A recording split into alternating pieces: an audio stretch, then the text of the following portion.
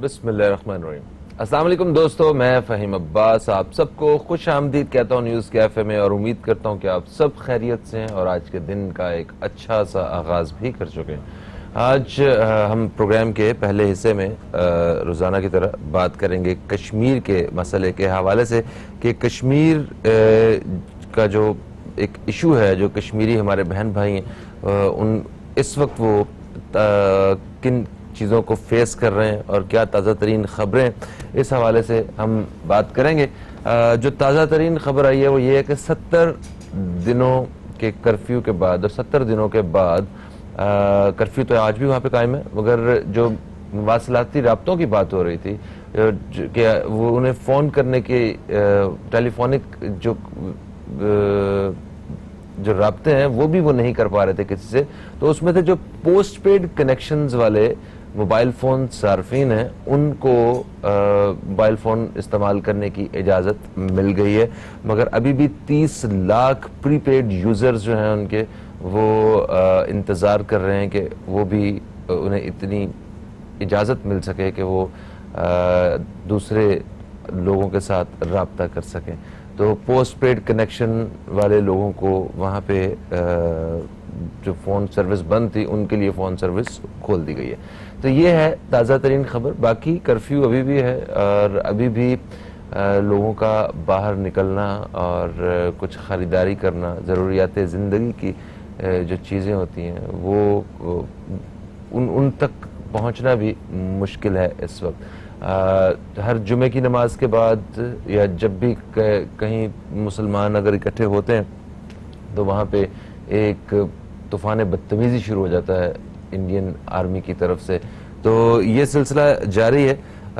उन की गोलियों का मुकाबला ये हमारे कश्मीरी बहन भाई जो हैं, ये कश्मीरी नौजवान ये अपनी छातियों के साथ कर रहे हैं। उनके पत्थरों का मुकाबला जो है ये इस तरह कर रहे हैं, आंसू गैस का मुकाबला कर रहे हैं। खैर इन्होंने अपने आप को पीसफुल मुजाहिदीन का नाम दिया है। अपने चेहरे ये लोग छुपा के एहतजाज में आते हैं काफ़ी सारे लोग, क्योंकि एक दफ़ा अगर चेहरा नज़र आ जाता है तो स्पेशली अगर कोई इंटरव्यू इंटरनेशनली अगर आलमी मीडिया को अगर कोई किसी सहाफ़ी को अगर इंटरव्यू दिया जा रहा होता है तो उसमें वो अपना पूरा चेहरा कवर कर लेता है कि मेरा चेहरा नज़र ना आए, आंखें भी सही तरह नज़र ना आए, क्योंकि अगर मैं पहचान में आ गया तो शायद उसका भी वही हाल होगा जो इस वक्त 70,000 कश्मीरियों के साथ हो चुका है।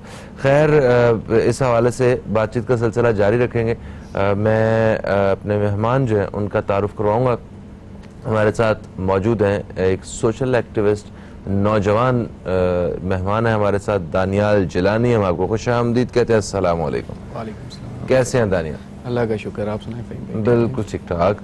अच्छा, इसके अखबार वैसे क्या कह रहा है, जरा अखबार पर भी नज़र मारें।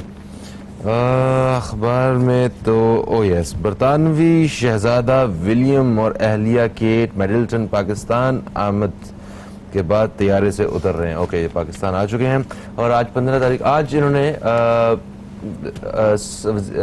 सदर पाकिस्तान और वज़ीर आज़म पाकिस्तान से मुलाकातें भी करनी है। इनका इस्लामाबाद और लाहौर इस तरह 4 दिन का इनका पूरा टूर है। डेफिनेटली पाकिस्तान के लिए एक बड़ी अच्छी बात है, स्पेशली उन लोगों के लिए एक बहुत बड़ा एक जवाब है कि जो ताकतें और जो ममालिक ये साबित करने की कोशिश में है कि पाकिस्तान एक महफूज मुल्क नहीं है या पाकिस्तान में दहशतगर्दी के आसार अभी भी मौजूद हैं। श्रीलंकन क्रिकेट टीम का दौरा पाकिस्तान और उसके बाद ये प्रिंस विलियम और केट मिडलटन इनका पाकिस्तान आना, अभी आइंदा भी इस तरह के बहुत सारी चीज़ें हमें पाकिस्तान में नज़र आएंगी। और स्पेशल टूरिज़म के हवाले से पाकिस्तान में एक बहुत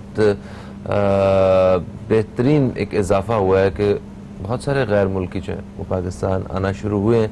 और जो हमारे जो नॉर्दर्न एरियाज़ हैं KPK, यहाँ पे काफ़ी ज़्यादा तादाद में लोग इस वक्त आ रहे हैं और पाकिस्तानी भी अच्छी तादाद में, वो अच्छी बड़ी तादाद में फैमिलीज़ के साथ जो हैं वो वेकेशंस पे अपने ही मुल्क का रुख किए हुए हैं, जो कि बहुत अच्छी बात है।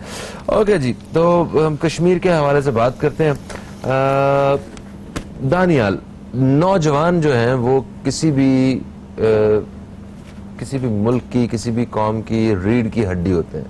کشمیری اپنی آزادی کی تحریک میں پچھلے گزشتہ 70 سالوں سے وہ محنت کر رہے ہیں. انہوں نے اپنے پیاروں کی جانیں قربان کی ہیں اس تحریک کے لیے، اور یہ سلسلہ ابھی تک جاری ہے. مجھے یہ بتائیے کہ نوجوانوں کا کردار آپ کیا سمجھتے ہیں کہ اس ساری تحریک میں نوجوانوں کی وجہ سے اس تحریک کو کتنی وہ ملی ہوئی ہے، سپورٹ ملی ہوئی ہے، اور کیا کردار ہے جو اس وقت ادا کر رہے ہیں، اور جو کیا کردار ہے جو زیادہ بہتر ہو سکتا ہے؟ جی بسم اللہ الرحمن الرحیم. فہیم بھائی، سب سے پہلے تو آپ کا اور آپ کے چینل کا بہت شکریہ کہ آپ نے ایک اتنا اہم ٹاپک کشمیر ایشو کو کافی عرصے سے چلا رہے ہیں، اور ہم دیکھتے رہتے ہیں آپ کی ٹی وی سکرینز میں کہ مسلسل آپ کا چینل ایک واحد چینل ہے کہ جو کشمیر ایشو کو انٹرنیشنل طور پر، نیشنل طور پر اجاگر کرنے کی کوشش کر رہا ہے. Thank you. تو آج ہم دیکھ رہے ہیں کہ 75ویں روز بھی کشمیر میں کرفیو نافذ ہے، اور ہم اس کی جتنی مذمت کریں وہ کم ہے کہ لوگوں کو، نوجوانوں کو، ماؤں کو، بہنوں کو گھروں میں مسمار کر دیا گیا ہے. ان کو ضروریات زندگی اور اپنی باہر اشیاء لانے کے لیے کسی قسم کی اجازت نہیں ہے. اور ایون کہ ہم دیکھتے ہیں کہ مذہبی آزادی جو انڈین ایک جمہوری حکومت بنتی ہے، اور جو IHL انٹرنیشنل ہیومینٹیرین لاز کا ایک بہت بڑا پاسدار بنتا ہے، اس کی کھلم خلاف ورزی کی جا رہی ہے مقبوضہ کشمیر میں. اور جہاں تک آپ نے بات کی کہ نوجوانوں کا کردار کیا ہے، میں سمجھتا ہوں کہ مسئلہ کشمیر اور آزادی کشمیر کو جو ایک ویو ملی، وہ ایک نوجوان برہان وانی کی شہادت کے بعد ملی. جس طرح سے وہ نکلے اپنی آزادی کے لیے اور اپنے لوگوں کی آزادی کے لیے وہ نکلے، اور انہوں نے شہادت کا رتبہ حاصل کیا. اور اس کے بعد آپ نے دیکھا کہ جوک در جوک نوجوان ان کے جذبے کے پیچھے نکلے، اور انڈین آرمی سے مقابلہ کیا، گنوں کا مقابلہ پتھروں سے انہوں نے کیا، اور پیلٹ گن کا مقابلہ انہوں نے کیا، اور ہر طرح سے وہ ڈٹ گئے اپنی آزادی کے لیے. تو یہ تو مقبوضہ کشمیر کے نوجوانوں کے جذبات تھے، اور ان کا کردار تھا کہ آج ایک وقت ایسا آ گیا تھا کہ انڈین آرمی کو گھٹنے ٹیکنے پڑ گئے تھے وہاں پر. اگر ہم پاکستانی یوتھ اور کی بات کریں اور ایز اے مسلم ہم بات کریں تو ہماری کیا کردار ہو سکتا ہے، تو میں سمجھتا ہوں کہ ہمیں اس وقت اس مسئلے کو زیادہ سے زیادہ انٹرنیشنل طور پر اجاگر کرنا چاہیے. ہمارے پاس سب سے اہم ٹول ہمارا بھی سوشل میڈیا ہے. ہم نے سوشل میڈیا پہ سب سے زیادہ، میں سمجھتا ہوں کہ ہمیں انٹرنیشنل طور پر اور نیشنل طور پر اس مسئلے کو اجاگر کرنا چاہیے، جیسا کہ آپ کر رہے ہیں اپنے پروگرام پر. اس طرح سے میں سمجھتا ہوں کہ سفارتی تعلقات کے تھرو ہمیں نوجوانوں کے مختلف وفد جو ڈیفرنٹ یونیورسٹیز میں باہر پڑھ رہے ہیں، تو ان کو وہاں پہ ایک کردار ادا کرنا ہوگا اور مسئلہ کشمیر کو وہاں پر اجاگر کرنا ہوگا. بالکل صحیح. اچھا، ایک اچھی خبر آج میں نے دیکھی ہے ابھی اخبار، وہ تھی پاکستان نے کرتارپور راہداری معاہدے کے لیے بھارتی مطالبات تسلیم کر لیے ہیں. 5000 یاتری روزانہ پاکستان آ سکتے ہیں. بھارت 10 روز پہلے یاتریوں کی فہرست پاکستان کے حوالے کرے گا. تو یہ ایک اچھی خبر ہے. جتنے بھی سکھ کمیونٹی سے تعلق رکھنے والے لوگ جو ہمیں اس وقت ہمارے دوستوں میں دیکھ رہے ہیں، ان کو بہت بہت مبارک ہو. یہ ان کے لیے ایک بڑا مبارک کام ہونے جا رہا ہے. اچھا، ابھی پاکستان اور بھارت کے مذاکرات کی جو ہے کوشش کی جا رہی ہے. ابھی اسی مہینے کی 29 تاریخ کو سعودیہ میں ایک اس طرح کی ایک اجلاس ہوگا جس میں وزیر اعظم پاکستان اور وزیر اعظم بھارت، ان دونوں کو اکٹھا کرنے کی اور کوشش کی جا رہی کسی طرح ایک بہتری کے لیے کوئی کام ہو جائے. آپ کو کیا لگتا ہے کہ ہماری طرف سے تو یہ کوشش پہلے سے جاری ہے، تو کیا بھارت بھی کچھ ہوش کے ناخن کی عقل کی بات کرے گا کہ وہی بے وقوف دشمن والا ہی کردار ادا کرتا رہے گا؟ فہیم بھائی، سب سے پہلے تو ہمیں یہ دیکھنا ہے کہ یہ جو ہمارا مسئلہ ہے، مسئلہ کشمیر، یہ آج کا نہیں ہے، پچھلے 70 سالوں سے چل رہا ہے. اور یہ مسئلہ جب بھی ختم ہوگا یہ آپ کے سفارتی تعلقات سے اور آپ کی ٹیبل کے میز پر ختم ہوگا. اور پاکستان تو ہمیشہ سے چاہتا ہے کہ اس سفارتی تعلقات یا ٹیبل کی میز پہ مسئلہ، اور وہ جنگ کی طرف نہیں جانا چاہ رہا. اور کئی دفعہ ہم نے ان کو آفر کیا ہے کہ ایون کہ ہمارے پرائم منسٹر نے ٹرمپ سے بھی بات کی، اور اس کے علاوہ جو سعودیہ سے پہلے بھی بات کی. تو بھارت تو اس طرف آ رہا ہی نہیں ہے نا. وہ تو چاہتا ہی نہیں ہے کہ جو آرٹیکل 375 اور 30A لگا ہوا ہے اس کی امپلیمنٹیشن ختم کی جائے. مسئلہ صرف کرفیو ختم ختم کرنا کہ نہیں، یہ مسئلہ اس آرٹیکل کو ہٹانے کا ہے. اس کے بعد جس طرح سے سعودیہ ثالثی کا کردار ادا کرنا، میں سمجھتا ہوں کہ اگر بھارت ان کی بات سنتا ہے، کیونکہ سعودیہ کے بھارت کے ساتھ بھی بڑے اچھے تعلقات ہیں، تو اگر ان کی وہ بات سنتا ہے، سب سے پہلے تو ہمیں یہ جنگ اپنی، یہ ہماری جنگ ہے، یہ ہمیں خود لڑنی ہوگی. اگر اس کے علاوہ کوئی ثالثی کا کردار ادا کرنا چاہتا ہے، ہم انہیں ویلکم کرتے ہیں، لیکن شرط یہ ہے کہ انڈیا بھی اس معاملے میں اپنا انٹرسٹ کرے، اور جو ہمارا آرٹیکل جو انہوں نے اوپر لگایا ہے 375 اور 30 اس میں، اور سب سے پہلے وہاں کے لوگوں کو کرفیو ہٹایا جائے. یہ سب سے پہلے میں سمجھتا ہوں پرائم منسٹر آف پاکستان کے وہاں پہ مطالبات ہونے چاہیے. کرفیو کے علاوہ وہاں پہ یہ دیکھیں نا کتنا بڑا ظلم ہے کہ جتنے بھی کشمیری ہیں جو کشمیر سے کے علاوہ بھی جو کشمیر سے باہر بھی انڈیا میں رہتے ہیں، اتنا بڑا انڈیا ہے، وہاں انہیں نوکریوں سے نکالا جا رہا ہے، انہیں نوکریاں نہیں دی جا رہی، ان کے لیے مشکلات پیدا کی جا رہی ہیں، یونیورسٹی سے نکالا جا رہا ہے لوگوں کو. بالکل. تو یہ تو انسانی حقوق کی خلاف ورزی ہے. اور پاکستان وہ کشمیریوں کو کوئی اس طرح سپورٹ نہیں مطلب ان کو لڑنے جھگڑنے کے لیے بالکل پاکستان نہیں اکساتا ہے جو انڈیا کا موقف ہے، مگر ہاں ان کے ساتھ جو ظلم ہو رہا ہے وہ ضرور ہم پوری دنیا کو بتا رہے ہیں، جس کی اصل تکلیف ہے بھارت کو، کیونکہ انہوں نے تو وہ سارے سب کچھ روکنے کے لیے مواصلاتی رابطے، انٹرنیٹ بند اور بھی اس طرح کی ساری چیزیں بند کر دی کہ کوئی ہم جو ظلم کر رہے ہیں وہ باہر نہ نکل سکے. اور پاکستان یہ میجر رول پلے کر رہا ہے کہ وہ ساری بات جو دنیا کو بتا رہا ہے کہ ہیلو یہ دیکھیں آج کے دور میں یہ بھارت کشمیری لوگوں کے ساتھ کر رہا ہے، ہمارے مسلمان بہن بھائیوں کے ساتھ. خیر ایک وقفے کا وقت ہے جی، وقفے سے واپس آتے ہیں تو ہمارے ساتھ کچھ اور مہمان بھی موجود ہوں گے اور اسی موضوع کو آگے بڑھائیں گے. آپ دوستوں کی کال بھی شامل کرنے کی کوشش کریں گے، کہیں مت جائیے، اب تک دیکھتے رہیے نیوز کیفے، دیکھتے رہیے. ایک وقفے کے بعد آپ سب دوستوں کو پھر سے خوش آمدید کہتے ہیں ہم نیوز کیفے میں. اور نیوز کیفے میں آج ہم جیسا کہ آپ جانتے ہیں کہ بات کر رہے ہیں کشمیر ایشو کے حوالے سے. جو اس وقت کی جو پروگرس ہے وہ یہ ہے کہ وہاں پہ جزوی طور پہ جو موبائل فون کے جو رابطے ہیں وہ بحال کر دیے گئے. صرف پوسٹ پیڈ کنیکشنز والوں کو یہ سہولت ملی ہے، باقی پری پیڈ کے 30 لاکھ جو صارفین ہیں وہ آج بھی فون کی سہولت سے محروم ہیں.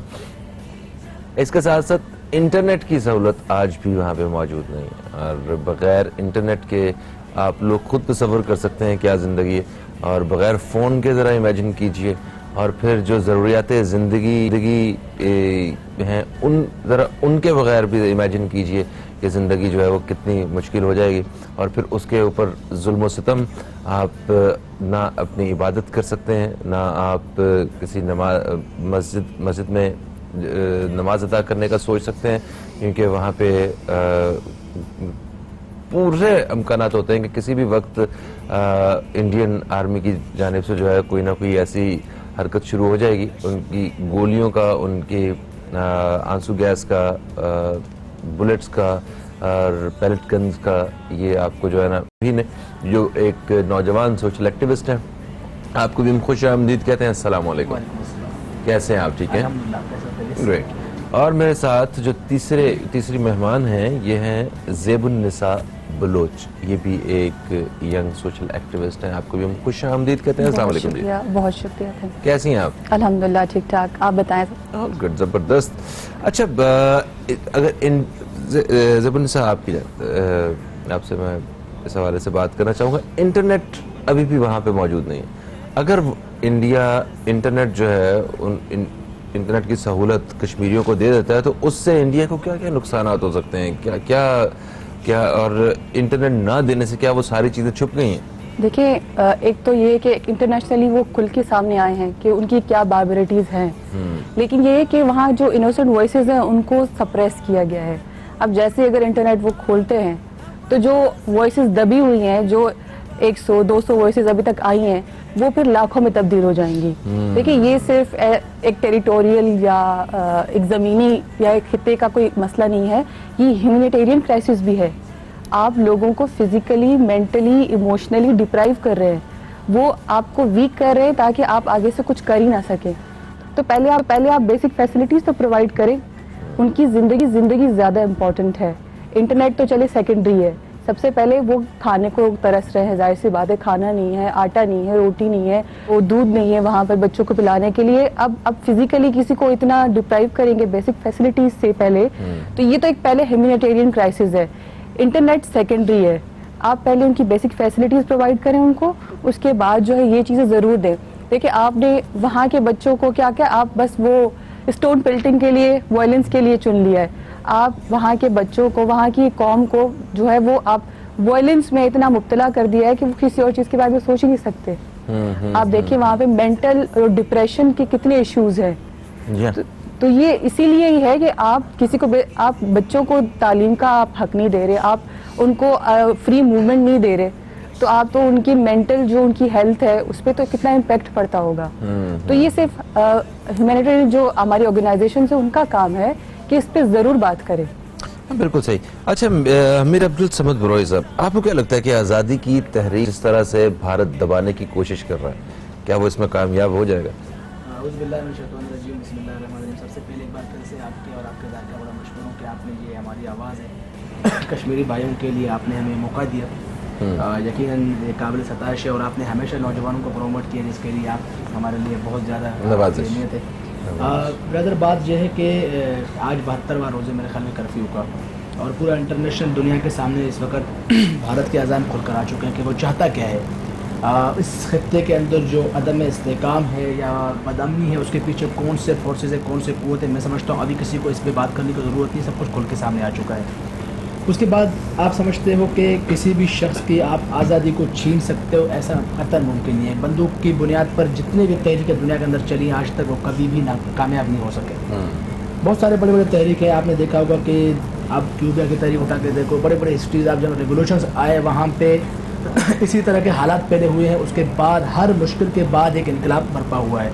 میں سمجھتا ہوں یہ جو کشمیر کے اندر جو کچھ ہو رہا ہے, ہمارے کشمیری بھائی اس ٹائم جو سیکریفائز کر رہے ہیں, یقیناً وہ بہت مشکلات کا شکار. اس میں کوئی شک نہیں ہے کہ ان کا کھانا پینا بند ہے, ان کے تمام طرح کی سہولت ان کے میسر نہیں ہے. لیکن میں سمجھتا ہوں کہ یہ وہ انقلاب کا آغاز ہے جو کہ بھارت اپنے لیے خود کھود چکا ہے. اس میں کوئی شک نہیں ہے کہ وہ جس ہم غزوہ ہند کی بات کرتے ہیں, میرے نزدیک اس کا آغاز جو بنیاد ہے وہ کشمیر ہے.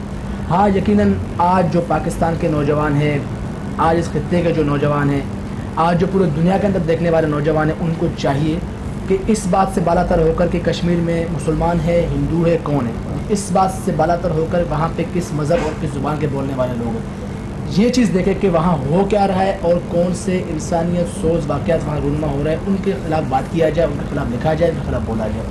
اور دوسری بات یہ ہے کہ آزادی کسی بھی قوم کی, میں سمجھتا ہوں یہ اس صورت میں آپ چھیننا چاہتے ہو کہ ہم بندوق کی بنیادوں پر ان کی تمام قسم کی زندگی کی سہولت ختم کر کے لے لیں گے, یہ ناممکن سی بات ہے. یہ ناممکن سی نہیں ہو بات سکتی.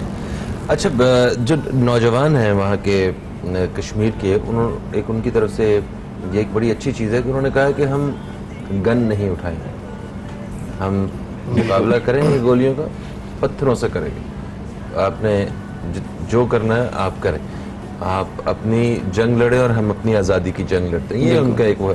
تو بھارت کی یہ ساری پابندیاں لگانے کے بعد مجھے ایسا لگتا ہے کہ وہ خود پھنس گئے. ابھی وہ ایک مطلب جیسے صرف انٹرنیٹ کے رابطے ہی اگر وہ صرف دوبارہ سے شروع کرتا ہے نا, تو وہ معاملہ ایسے کھل کے باہر آئے گا اور زیادہ. تو وہ, اور اسپیشلی ان لوگوں کو, ان کی تحریک کو دبانے کی کوشش کر رہا ہے بھارت خواب دیکھ رہا ہے, جن کے خاندانوں کے ہزاروں نوجوان وہ شہید کر چکا ہے. بالکل, وہ تو سارے اسی آس میں بیٹھے ہوئے ہیں کہ ٹھیک ہے, اگر ہم اپنے کشمیر کی آزادی کے لیے ہم بھی شہید ہو جاتے ہیں تو ہم کسی سے پیچھے تھوڑے رہ جائیں گے, ہم تو سبقت لے جائیں گے باقیوں سے. تو اس تحریک کے اس حوالے سے دیکھیں بھارت کی جو پالیسی ہے اور کشمیریوں کی جو سوچ ہے, اس بارے میں چاہتا ہوں کچھ بیان کیجیے. دیکھیں, ایک کشمیر ایک ایسی قوم ہے جیسے کہ میں نے آپ کو پہلے بھی کہا کہ وہ 70 سال سے لڑ رہی ہے, اور ان کے پاس کوئی ایسے وسائل نہیں ہے. پھر بھی 1 لاکھ آرمی سے, ابھی جو کرفیو نافذ ہے, 1 لاکھ آرمی انہوں نے صرف مقبوضہ کشمیر کے اوپر لگائی ہوئی ہے. اس کے باوجود کچھ نہ ان کے پاس بندوقیں بھی نہیں ہیں, نہ ان کے پاس کچھ اور اسلحہ ہے, نہ کوئی ساز و سامان ہے. اس کے باوجود بھی وہ لڑ رہے ہیں. اور جیسا کہ آپ نے بولا کہ آپ نے وہ چہرے چھپائے ہیں, کیونکہ اگر وہ چہرے بالکل سامنے آتے ہیں تو ان کو دوسرے دن مار دیا جاتا ہے. اور میں سمجھتا ہوں کہ یہ جذبہ ہے, اور ایک یہ مسلمان ہونے کے ناطے میں سمجھتا ہوں کہ ہمارے اندر ایک ایمان کا جذبہ ہے کہ جو ہمیں ہر طرح سے لڑنے کے لیے مجبور کر دیتا ہے. اور جو کشمیر کے لوگ ہیں وہ میرا خیال ہے, میں سلام پیش کرتا ہوں وہاں کے نوجوانوں کو جو ڈٹ جاتے ہیں, اور میں سلام پیش کرتا ہوں اسی طرح سے اپنی ماؤں کو, بہنوں کو, کہ جو لاشیں دیکھتی ہیں. آپ نے دیکھا کہ ویڈیو آ رہی تھی کہ میں نے یقین کریں فہیم بھائی کہ رونا آ گیا کہ ایک چھوٹا سا بچہ جس کے سامنے اس کی باپ کی میت آتی ہے, اس کے باپ کی لاش آتی ہے, اور وہ اپنے باپ کے زندہ ہے فہیم جو بھی اس کا نام تھا, ان کے نعرے لگاتا رونا شروع ہو جاتا ہے. وہاں کے بچوں کا جذبہ یہ ہے. تو میں سمجھتا ہوں کہ یہ مودی اور RSS کے جو گنڈے ہیں یہ اس جذبے کو کس طرح سے شکست دے دیں گے. یہ سب تو منہ بولتا ریفرینڈم ہے ان کے لیے, بالکل, جو اس طرح کی خیر. اچھا, برہان وانی یہ ایک ایسا نوجوان جس سے اس پوری تحریک کو سے ایک ہوا ملی اور سے زور پکڑا گیا اس تحریک میں. تو آپ اگر وہ کشمیر میں بیٹھ کے ایک نوجوان یہ سارے معاملات کو اتنی ایک طاقت دے سکتا ہے, طاقت بخش سکتا ہے, تو باقی نوجوان ہم لوگ جو ہیں ہم انٹرنیٹ کے ذریعے کیا کیا ان کشمیریوں کی ہیلپ کر سکتے ہیں, ذرا اس حوالے سے بھائی دیکھیں, اگر ہم جو ہسٹری پڑھتے ہیں تو 1931 میں جو آغاز ہوا ہے یہ جو مسئلے کا, تب بھی ایک نوجوان نے یہ آغاز کیا تھا. جو ڈوگرا کے خلاف جو تحریک کا آغاز ہوا تھا وہ ایک نوجوان کی تحریک تھی جو کہ آج تک برہان وانی کی صورت میں کشمیر میں چلتا آ رہا ہے. اور کشمیریوں نے, میں سمجھتا ہوں, ان پورے دور کے اندر کہیں پہ بھی لیٹ ڈاؤن نہیں کیا. ان کا ہر آنے والا نوجوان اس بات کے لیے تیار ہے کہ میں نے شہادت کی موت مرنی. تو یہ ایک ایسا جذبہ ہے, میں سمجھتا ہوں کہ وہ ان کی آزادی کو کوئی نہیں چھین سکتا. وہ کسی دن انہوں نے آ کے اپنے اس بات کو پورا کر کے دکھانا دنیا کے سامنے. جو قومیں اپنے نظریات کو سامنے رکھتے ہوئے جنگ لڑتے ہیں, جو نہیں گرتے ہیں وہ ہمیشہ جیت جاتے ہیں. سوال یہاں کہ ہمارا کردار کیا ہونا چاہیے. یقیناً میں سمجھتا ہوں بحیثیت پاکستانی قوم, بحیثیت پاکستانی, درد تو ہمیں ضرور ہے, لیکن گلا ہم مجھے اپنے آپ سے بھی, پاکستان کے نوجوانوں سے بھی ہے کہ ہمارے جو ایک فرض ہونا چاہیے بحیثیت پاکستانی ان کے ساتھ ایک کھڑا ہونے کا, ہم نے ابھی تک وہ ادا نہیں کیا. 70 سالوں میں بطور پاکستانی فورسز نے ہمارے بہت قربانی, جس میں کوئی شک نہیں ہے. ہمارے حکومتوں نے بھی ان کے لیے کافی قسم کی باتیں کی ہیں, اقوام متحدہ میں جنگیں بھی لڑی ہیں, سفارتی طور پہ جنگیں بھی لڑی ہیں. لیکن بطور قوم اگر ہم اس کو ایک صرف کشمیر ڈے سے ہٹ کر سوچیں تو ہم نے ایسا کوئی بڑا کارنامہ نہیں کیا کشمیر کے لیے. ٹھیک ہے, کشمیری سسٹم جنگ کرتا ہے, ہونا چاہیے تھوڑا سا وہ بھی سجیسٹ کریں. ہمیں ہونا یہ چاہیے, میں سمجھتا ہوں کہ اس وقت جو ہمارے نوجوان ہیں, اس وقت آپ کے پاس ایک ٹول ہے موجود ہے سوشل میڈیا. سوشل میڈیا جو ہے اس ٹائم پورے دنیا کے اندر انٹرپورٹ کر رہا ہوتا ہے, آپ کا اپنا نہیں ہے, پورا دنیا اس کو دیکھ رہا ہوتا ہے. اگر یہ سارے کے سارے نوجوان سوشل میڈیا کے ذریعے ان کا جنگ لڑے, سوشل میڈیا کے ذریعے ان کے لیے بولے, میڈیا کے ذریعے ان کے لیے بات کرے, جو لکھنے والے لوگ ان کے لیے لکھتے رہے, تو میں سمجھتا ہوں یہ جو ان کی آواز ہے وہ ضرور آگے بڑھ جائے. صحیح ہے. آپ کیا رائے رکھتی ہیں؟ میں ان کی بات سے سہمت بھی ہوں, لیکن کچھ ایڈ کرنا چاہوں گی. دیکھیے, جو آرٹیکل 370-35A کا جو اسکریپ ہے, یہ انٹرنیشنل کمیونٹی کے لیے ایک سلیپ ہے, کیونکہ یہ جو ورڈکٹ تھا وہ انٹرنیشنل کمیونٹی کی طرف سے آیا تھا. آپ یونائٹڈ نیشن کے کسی بھی ورڈکٹ کے خلاف کیسے جا رہے ہیں؟ اب ایک جو ہے کشمیر ہمارا جو خطہ ہے, ایریا ہے, اس کو انٹرنیشنلی جو ان لوگوں نے اکنالج کیا ہے, اسٹیٹس دیا ہے کہ یہ کسی کا نہیں ہے. ابھی تک تو یہ مطلب آیا ہی نہیں سامنے کہ پاکستان میں جائے گا یا انڈیا میں جائے گا. ان کو ان کے لا نے بھی ایک مطلب ایک پرماننٹ اسٹیٹس دے دیا کہ آپ نیوٹرل ہیں. تو یہ انٹرنیشنل کمیونٹی کو اس وقت اجاگر کرنے کی ضرورت ہے. اگر ہم سوشل میڈیا کو یوز کرتے ہیں تو ہمیں چاہیے کہ پاکستان کا ایک ایک بچہ, ایک ایک لڑکی, ایک ایک لڑکا, اسٹوڈنٹ جو بھی ہے, وہ انٹرنیشنل کمیونٹی سے بات کرے, جن میں OIC بھی آتا ہے, جن میں یونائٹڈ نیشن بھی آتا ہے, تاکہ ہم لوگ ان کو بتا سکیں یہ آپ کے ورڈکٹ کے خلاف جا رہے ہیں, and why you are silent. آپ ICJ کا ورڈکٹ دیکھیں, وہ بھی انہوں نے بولا ہے کہ جو انڈیا کر رہا ہے غلط کر رہا ہے. اور سپریم کورٹ نے ان کا یہ جو اسکریپ ہے اپنا جو آرٹیکل 370 کا, اس کے خلاف بات کی ہے. تو مجھے لگتا ہے انٹرنیشنل کمیونٹی کو اجاگر کرنے کی ضرورت ہے. تھینک یو سو مچ زیب النساء, میر عبدالصمد بروہی صاحب اور دانیال جیلانی صاحب, آپ تینوں مہمانوں کا بہت شکریہ. ہماری اس حوالے سے بات ہوئی. پروگرام کا پہلے حصہ جو ہے وہ اپنے اختتام کی طرف آ چکا ہے, اور میں صرف یہ نوجوانوں کے حوالے سے بات ہو رہی ہے, انٹرنیٹ کے حوالے سے بات ہو رہی ہے.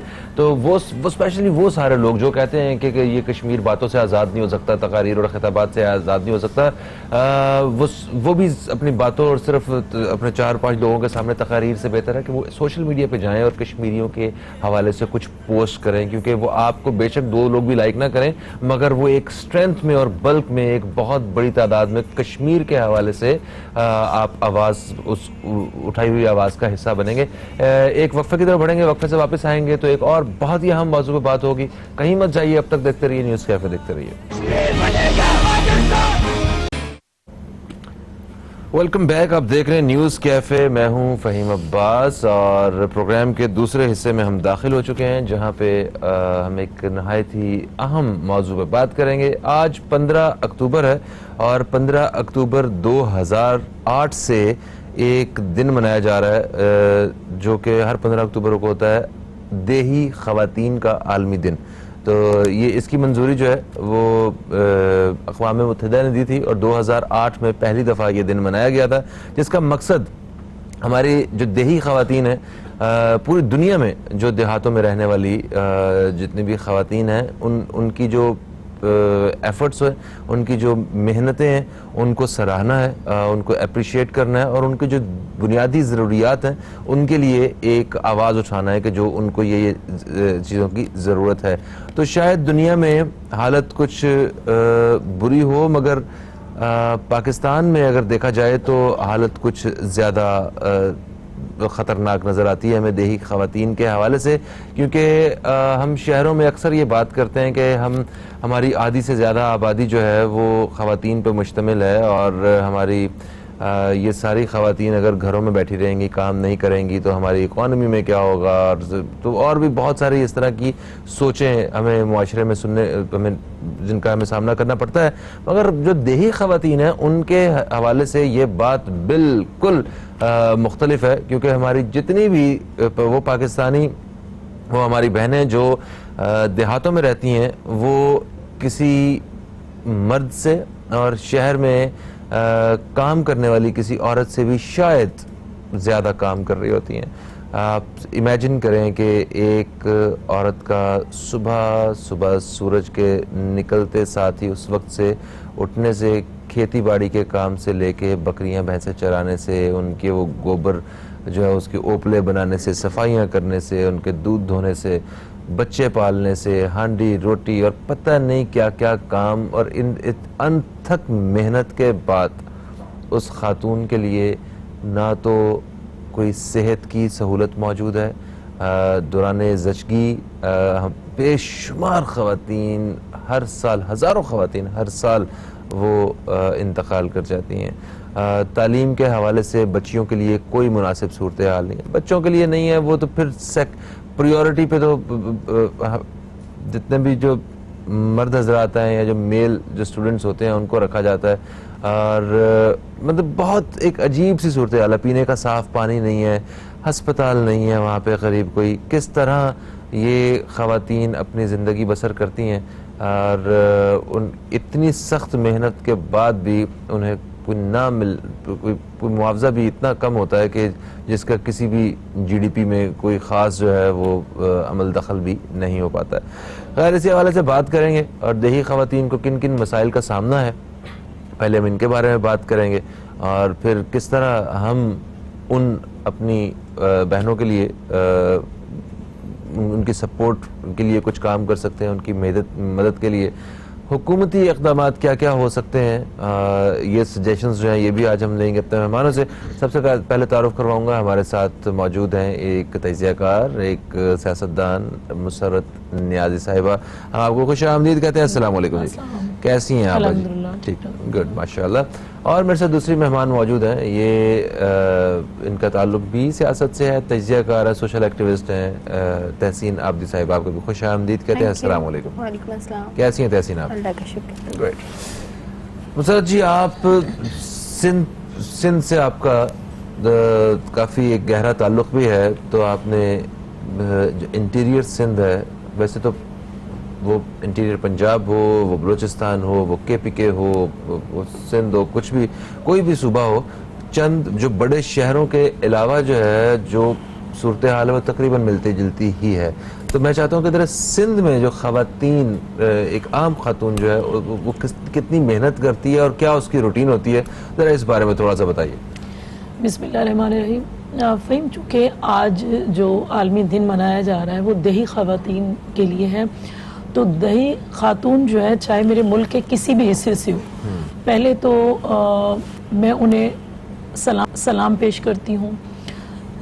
آپ نے بڑی اچھی بات کی کہ وہ خواتین جو ہیں کہ مردوں کے شانہ بشانہ تو کام کر رہی ہوتی ہیں، لیکن وہ ایک کسان سے، ایک دیہی شخص سے زیادہ کام وہ اس لیے کر رہی ہوتی ہیں کہ وہ اپنے بچوں کو بھی دیکھ رہی ہیں، وہ اپنے باقی فیملیز کو بھی دیکھ رہی ہوتی ہیں، وہ گھرداری کو بھی دیکھ رہی ہوتی ہیں، اور وہ کھیتوں میں کام بھی اپنے مرد کے شانہ بشانہ کر رہی ہوتی ہیں. کھیتوں میں چاول کی فصل لگتے ہوئے میں نے ایک دو دفعہ دیکھا، وہ خواتین جھک کے وہ گھنٹوں پورا دن وہ کتنی تکلیف میں کھڑے ہو کے بڑی میں اس کو خود ایڈمٹ کرتی ہوں، کیونکہ بڑی اذیت. ہم تو اتنے مزے سے جنا کہہ دیتے ہیں جی آج بریانی بنا لیجئے، آج فلانی چیز بنا لیجئے، لیکن اگر کوئی ان خواتین کو، ان میری بہنوں کو چاول ایک جگہ سے دوسری جگہ لگاتے ہوئے دیکھ لیں تو بڑا دکھیا ٹائپ عمل ہے، ایک بڑا مشکل ٹپیکل عمل ہے، پروسیس ہے وہ.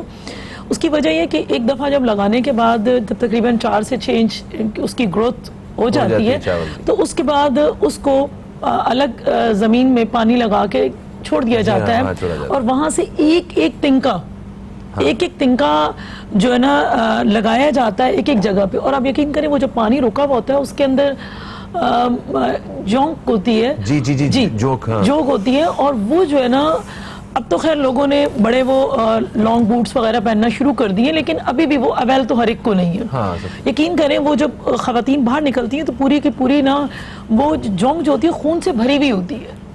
تو اتنا مشکل کام وہ میری بہنیں کر رہی ہوتی ہیں. نہ صرف یہ بلکہ فہیم یہاں تک دیکھیں کہ وہ شانہ بشانہ اپنے شوہر کے کھیتوں میں کام کر رہی ہیں، کھیتوں میں سے جب آ رہی ہیں تو پورے ملک میں، پورے دیہاتی علاقوں میں گیس موجود نہیں ہے. جی ہاں. لیکن کچھ لوگ تو ایسی جو بہنیں ہیں جو لے سکتی ہیں سلنڈر، گیس سلنڈر، ہر ایک کی قوت خرید نہیں ہے، رسائی نہیں ہے، قوت خرید نہیں ہے، گیس سلنڈر لے سکتی ہیں. ورنہ میجورٹی میں سمجھتی ہوں کہ اس وقت بھی 65 to 70% اگر کہا جائے تو غلط نہ ہوگا کہ وہ خواتین وہی لکڑیاں جو ان کو سکھانا، ان کو کاٹنا، تو ان کو پھر جلانا، اور وہ جو دھواں ہوتا ہے فہیم، وہ دھواں ان کے لنگز کو بھی متاثر کر رہا ہوتا ہے، ان کی آنکھوں کو متاثر کر رہا ہے. تو ریئلی آج کا دن نہیں، میں کہتی ہوں روز کا دن، جو روزمرہ کا دن ہے، ہم اگر کچھ کھا رہے ہیں، کوئی بھی چیز کھا رہے ہیں، چاہے وہ روٹی کھا رہے ہیں، جوار کھا رہے ہیں، پکوڑے کھا رہے ہیں، کوئی بھی چیز، ہم چٹپٹی چیزیں ہم کہتے ہیں، چاٹ کھا رہے ہیں، ہر اس چیز میں میری ان بہنوں کی خوشبو بستی ہے. اور میں ہوں، تحسین ہو، آپ ہو، یا آپ کی جتنی بھی ٹیم ہو، بلکہ پورا پاکستان، پوری دنیا انہیں ٹریبیوٹ جو پیش کرے آج کے دن نہیں، وہ ڈیلی روٹین میں کرے تو وہ بھی کم ہے. صحیح ہے. ہم میکسیمم صرف جو زیادہ سے زیادہ جو کر سکتے ہیں نا، جو فرسٹ سٹیپ ہے وہ یہی کہ ہم ان کی جو ایفرٹس ہیں ان کا احساس پیدا کر لیں، کہ احساس بھی پیدا کرنا. اور فہیم دوسری بات یہ یقین کریں کہ سپوز کہ میں ہوں، دیکھیں تحسین میری بہن ہے چھوٹی، اس کا تعلق پیورلی اگر شہر سے ہے تو میرا تعلق اگر شہر سے بالکل ہے، بائی برتھ میں کراچی کی ہوں، میرا شہر سے تعلق ہے، لیکن چونکہ گھرانہ میرا زمیندار ہے، تو میں جب ان کی پرابلمز دیکھ رہی ہوتی ہوں تو یقین جانے کہ بڑی کوشش کرتی ہوں، ایک دکھ ہونے کے ناطے، ان چیزوں کے ناطے، کہ ان کو مختلف چیزیں پرووائڈ کی جائیں ان دیہاتوں میں، ان جگہوں پر. صحت کی اسپیشل ان کو بہت نیڈ ہے.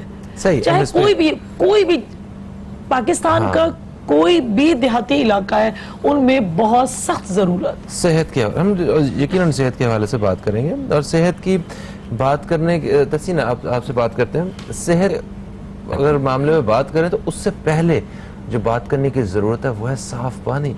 آپ امیجن کریں کہ کس کراچی جیسے شہر میں، جو دنیا کے بڑے بڑے شہروں میں اس کا شمار ہوتا ہے، اور یہاں پہ پینے کا صاف پانی میسر نہیں ہے لوگوں کے پاس. جو لوگ وہ کلین ڈرنکنگ واٹر جو ہے وہ افورڈ کر سکتے ہیں, اس کے کین وغیرہ وہ تو گھروں میں استعمال کرتے ہیں, باقی لوگ کس طرح ابال کے یا دوسرے پانی کو استعمال کر کے بیماریوں میں مبتلا ہو رہے. تو گاؤں دیہاتوں میں کیا حال ہوگا جہاں پہ پانی کے لیے ایسے بہت سی جگہیں موجود ہیں, دور دور جا کے آپ کو پانی لانا پڑتا ہے. بلوچستان میں پانی کا نام و نشان نہیں ہے, مطلب اتنا کم پانی موجود ہے وہاں پہ جگہوں پہ.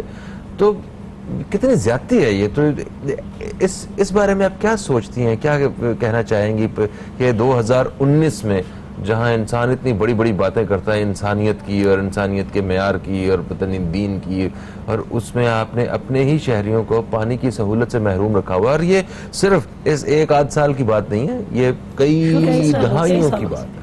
بسم اللہ الرحمن الرحیم. بالکل صحیح آپ نے یہ بات کی کہ ہم کراچی میں ہی پانی کی جتنے ایشوز کی بات کر رہے ہیں, لیکن اگر آپ اندرونی سندھ میں چلے جائیں یا پنجاب میں چلے جائیں, ایگزیکٹلی بلوچستان میں اسپیشلی سندھ کا جو حال ہے, اگر آپ تھر میں دیکھیں کہ جہاں سے جانور پانی پی رہا ہے وہیں سے انسان پانی پی رہا ہے. وہ اکثر رپورٹس بھی ٹی وی پہ چل رہی ہوتی ہیں, وہ جو جتنا ابھی پھر بہت سارے آر او پلانٹس بھی گورنمنٹ نے لگائے کہ جی کنٹامینیٹڈ واٹر جو ہے وہ اس کو آپ صاف کر کے دیں, لیکن ایگزیکٹلی نہیں, وہ کام ہی نہیں کر رہے ہیں. یا تو آپ صرف ایک چیز اناؤنس ہو جاتی ہے لیکن پھر اس کی وہی اگین کی مینٹیننس نہیں ہوتی ہے, اس کا کوئی مانیٹرنگ نہیں ہوتی ہے کہ وہ پلانٹس کام کر بھی رہے ہیں یا نہیں کر رہے ہیں. وہاں کے عوام ابھی بھی اگر آپ دیکھیں کہ دیہی علاقوں میں جو اموات ہوتی ہیں, جو ہیلتھ کے ایشوز ہیں, وہ اسی کنٹامینیٹڈ واٹر کی وجہ سے زیادہ ہوتی ہیں. ڈائریا ہو جاتا ہے یا ڈفرینٹ قسم کی ان کو ڈیزیز ہو جاتی ہیں. اس کا کوئی انتظام نہیں ہے, یہ اسٹیٹ کی ذمہ داری ہوتی ہے. کچھ ہوتے ہیں بیسک رائٹس, کچھ ہوتے ہیں فنڈامنٹل رائٹس جو بھی ہوتے ہیں اس کی ذمہ داری کچھ رائٹس کی گورنمنٹ کی ہوتی ہے, اسٹیٹ کی ہوتی ہے.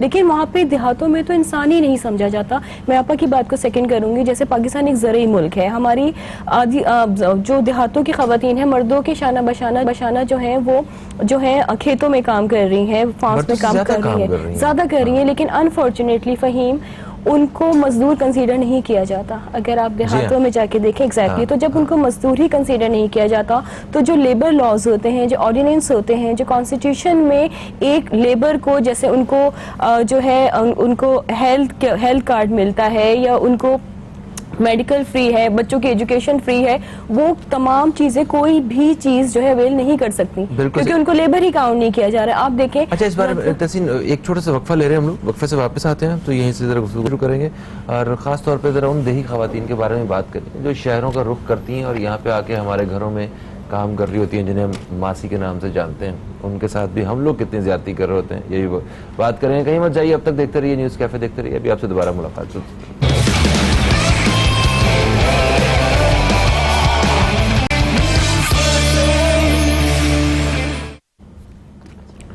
Welcome back. آپ دیکھ رہے ہیں نیوز کیفے, میں ہوں فہیم عباس, اور آج ہم بات کر رہے ہیں اپنے پروگرام میں دیہی خواتین کے عالمی دن کے حوالے سے, اور ہماری وہ پاکستانی بہنیں, مائیں بہنیں جو دیہاتوں میں رہتی ہیں, وہ کس طرح کی زندگی گزار رہی ہیں, ہم اس حوالے سے صرف بات کر رہے ہیں.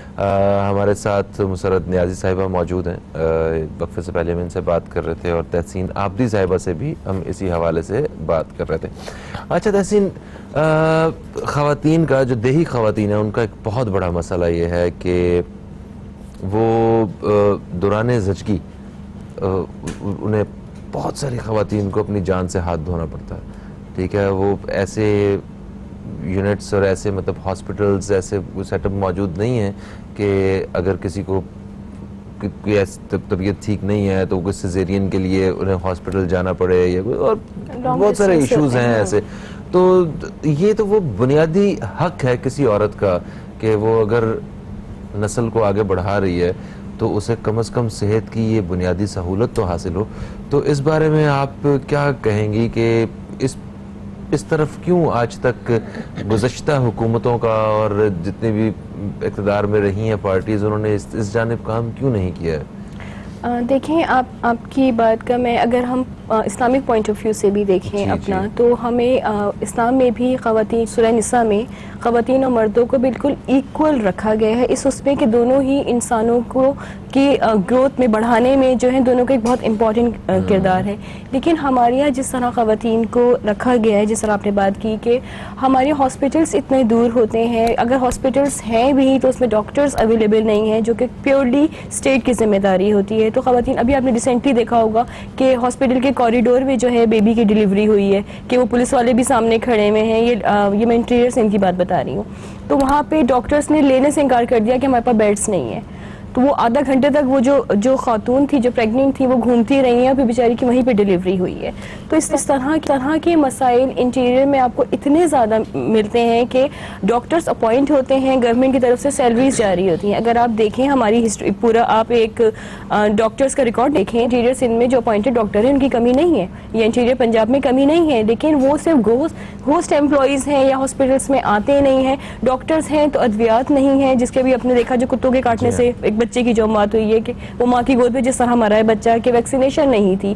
مطلب ہم کہاں کوتاہیوں کا ذکر کریں اپنی حکومتوں کا کہ ووٹ لینے کے ٹائم پہ آپ کس طرح خواب دکھا رہے ہوتے ہیں اور پھر بعد میں آپ انسان ہی نہیں سمجھ رہے ہیں نا. آپ چاہے عورت ہو چاہے مرد ہو, آپ تو انسان ہی نہیں سمجھ رہے ہیں. تو کتنا وہ دکھ ہوتا ہوگا اس وقت انہی لوگوں کو یہی جو دیہی لوگ ہیں جب ووٹ دیتے ہوں گے, جس شخص کو ووٹ دیا ہے کہ یہ ہماری بھلائی کے لیے, ہماری بہبود کے لیے کوئی کام کرے گا, ویلفیئر کے لیے, اور اسی کے آگے انہیں جھکنا پڑتا ہے. اس کی لمبی بڑی گارڈ سے بھری ہوئی گاڑیاں جو ہیں وہ ان کے سامنے گزرتی ہوں گی, اور ان کے لائف سٹائل تمام چیز. ہاں, تو وہ کتنا ایک عجیب سا فہیم, اس کا بھی اگر آپ تھوڑا سا ڈیپتھ میں جا کے دیکھیں کہ لوگوں کو تعلیم سے دور اسی لیے رکھا گیا کہ تعلیم حاصل نہ کریں, آگے بڑھ نہ سکیں, سوال جواب نہ کیے جا سکیں.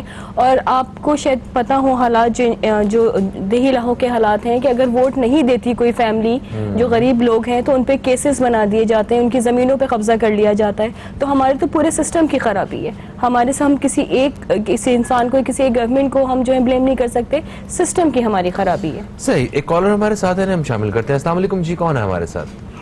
السلام علیکم فہیم بھائی, ریاض خان بول رہا ہوں مانس کالونی کراچی سے. وعلیکم السلام ریاض خان صاحب, آپ کو ہم خوش آمدید کہتے ہیں. کیا کہیں گے سر؟ بات یہ ہے کہ آج بہت اچھا ٹاپک لے کے آئے ہیں, اور عورتوں کا ٹاپک ہے. مرد بولیں گے تو کیونکہ میں نے یہاں سے ایک دفعہ میں گیا یہاں گجو, اگر آپ تھوڑا سندھ سے آگے جائیں, کراچی پانی کی سپلائی ہوتی ہے, ایک نہر ٹائپ کی آ رہی ہے گجو سے, ٹھیک ہے, تو وہاں پہ پانی پینے کا پانی آتا ہے. تو ہم وہاں پہ ایک ایکسیڈنٹ ہو گیا تھا, ہمارا ایک بزرگ تھا وہ ڈوب گیا تھا, تو اس کے لیے میں ایک رات اور ایک دن وہاں اسٹے کیا تھا. تو میں نے وہاں جب دیکھا, صبح جب میں نے دیکھا تو سامنے گاؤں کوئی آدھا 1 کلومیٹر دور ایک گاؤں تھا.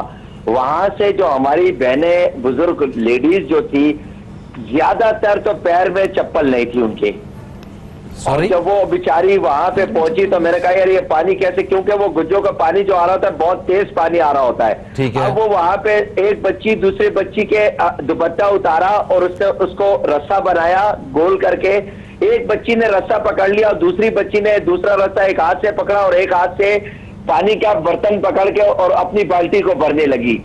تو میں نے پھر ان لیڈیز سے بات کی کہ یہ بیٹا آپ لوگ کیا, مطلب یہ بڑا خطرناک ہے. انہوں نے کہا کہ انکل, چاچو کہا کہ چاچو مسئلہ یہ ہے کہ ہم یہاں پہ جب اس کے بغیر ہم پانی, وہ جب میں نے دیکھا اتنا دور سے بیچاری ننگے پیر, گرمی سردی جیسے بھی ہے حالات, میں نے کہا تو یہاں پہ کوئی, تو میری حکومت وقت سے وزیر اعلیٰ سے یہ ریکویسٹ ہے کہ جو گجو کے پاس وہ جو نہر ہے وہاں پہ 1 انچ کی نہیں تو آدھی انچ کی ایک پائپ لائن اس میں ڈال دیں, کوئی فرق نہیں پڑے گا. لیکن وہاں پہ کئی اموات ہوتی ہیں. ان لیڈیز نے مجھے بتایا کہ اس پانی کے اندر کئی لڑکیاں گر گئی ہیں, عورتیں گر گئی ہیں, اور یہ پانی ایسا ہے وہ بہت دشمن پانی ہے. یعنی وہاں پہ اندر گھاس نکلی ہوئی ہے, بندے کو پیر پکڑنے بڑا بری حالت ہے. میں نے ایک رات اور ایک دن وہ پوری اس نہر کی وزٹ کیا کیونکہ ہمارا بزرگ اس کے اندر تھا. تو برائے کرم میری ریکویسٹ ہے کہ اس کا پھر فور حل کیا جائے. ٹھیک ہے, thank you so much, thank you so much. جی یہ پینے کے پانی کے حصول کے لیے جس طرح انہوں نے کہا, آپ کچھ کہنا چاہیں گے؟ میرا بھائی بالکل بجا فرما رہے ہیں کہ بالکل ویسا ہی تھا, ایسا ہی تھا. لیکن میں شاید تھوڑا سا آگے, کیونکہ اس علاقے میں گئی ہوں, میں اس لیے نہیں گئی ہوں کہ میں وہاں پہ فرینڈ تھی, ان کی فیملی میں شادی تھی. تو بالکل صحیح فرما رہے ہیں, ایسا ہی ہے کہ خواتین آتی ہیں اور وہاں سے پانی اس نہر سے بھرتی ہیں اور پانی بڑا اسپیڈ سے جا رہا ہے. لیکن اگر دوسری طرف میرا بھائی گیا جہاں سے ایک پوائنٹ بنا ہوا ہے جس میں ہم کہتے ہیں ہینڈ پمپ, جی اس میں ہینڈ پمپ لگا ہوا ہے کہ وہاں دوسری سائڈ سے کراس کر کے آپ بھر سکیں. تو جو میری بہنیں اس دیہات کی بجائے کہ اس پل کو کراس کر کے بھرنے کے وہ ڈائریکٹ وہاں سے بھر رہی ہوتی ہیں اور باقی کئی اموات ہوئی ہیں.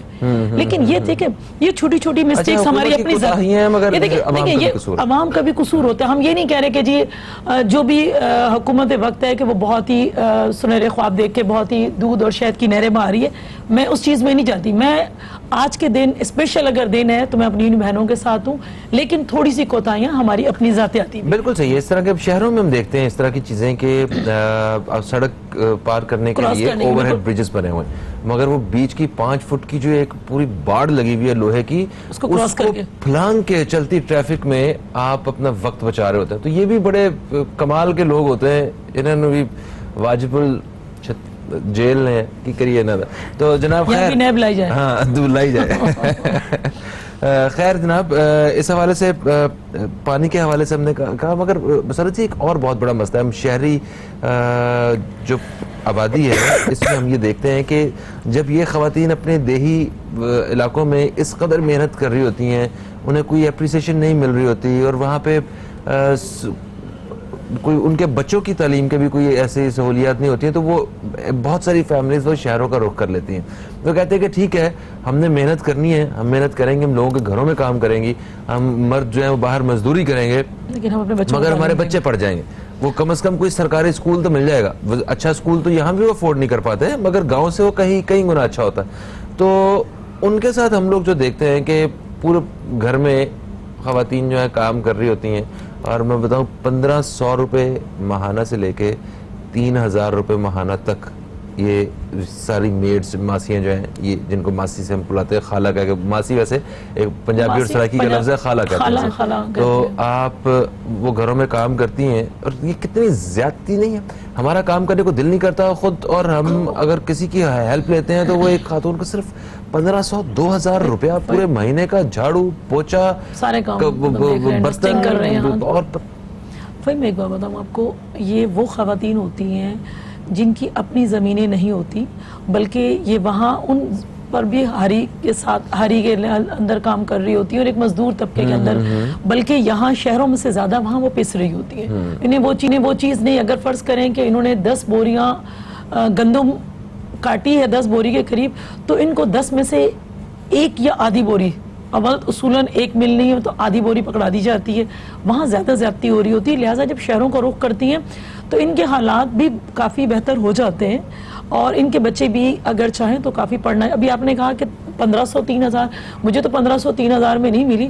میرے گھر میں جو خاتون کام کر رہی ہے وہ 18,000 روپے لے رہی ہے. وہ 24 گھنٹے ادھر رہتی ہوگی. 24 گھنٹے تھے کہ اگر وہ رہ رہی ہے, اس سے پہلے نہیں رہ رہی تھی, 24 گھنٹے پہلے رہ رہی ہے, تو وہ اگر باہر رہتی ہے تو 10,000 روپے اس کے گھر کا کرایہ دینا پڑتا ہے اسے. دیکھیں اس کے اندر گھر بھی اس کو مل رہا ہے, اکوموڈیشن مل رہی ہے, پلس اسے فوڈ مل رہا ہے. اس کے 3 بچے ہیں میرے پاس جو رہ رہی ہیں, تینوں کو میری ڈیوٹی ہے, جس طرح اپنے بچوں کی ڈرائیور کی ڈیوٹی ہے, میری ڈیوٹی ہے کہ صبح میں ان کو اپنے ساتھ لا رہی ہوتی ہوں, اور جب جانے لگتی ہوں تو انہیں پہلے ان کو چھوڑتی ہوں, اور اس کے بعد وہاں سے جاتے اپنے بچوں کو لیتی ہوں. تو میں نہیں سمجھ رہی کہ میں نے بہت اچھا کیا تھا کہ میں نے اپنا حق ادا کیا. تمام لوگ اگر تھوڑا کنٹریبیوٹ کر لیں, اس میں مقصد بھی یہی تھا, مطلب تھوڑا بہت کنٹریبیوٹ کر لیں, تو ان تینوں میں سے کوئی ایک بچہ بھی اگر پڑھ جائے تو میں سمجھتی ہوں کہ میرا اس نظام میں کچھ نہ کچھ تو ہاتھ ہوگا. صحیح, ٹھیک ہے. ابھی مجھے انسٹرکشنز آ گئی ہیں کہ پروگرام کا وقت جو ہے وہ تقریباً اختتام کی طرف آ گیا, اور ہمیں جو ہے نا وہ اجازت لینی ہے. تو آپ دوستوں, آپ مہمانوں کا بے حد شکریہ ادا کرتا ہوں. آپ تشریف لائے, بہت شکریہ, بہت اچھا ٹاپک رہا, اور میں سمجھتی ہوں ہم تینوں کی طرف سے سلوٹ. باقی ہم سراہتے ہیں ان ساری بہنوں کو جو اتنی محنت کر رہی ہیں, اور ڈیفینیٹلی اگر اللہ تعالیٰ نے ہمیں ہماری زندگی کو آسان بنایا ہوا ہے, ہمارے لیے آسانیاں پیدا کی ہوئی ہیں, تو ہمیں بھی کوشش کرنی چاہیے کہ ہم کسی اور کی لائف کے میں تھوڑی سی آسانی پیدا کر سکیں, اس کے لیے کارآمد انسان بن سکیں. فہیم عباس کو, نیوز کیفے ٹیم کو دیں اجازت. آپ دوستوں سے پھر ملاقات ہوگی, تب تک کے لیے خدا حافظ. پاکستان زندہ باد.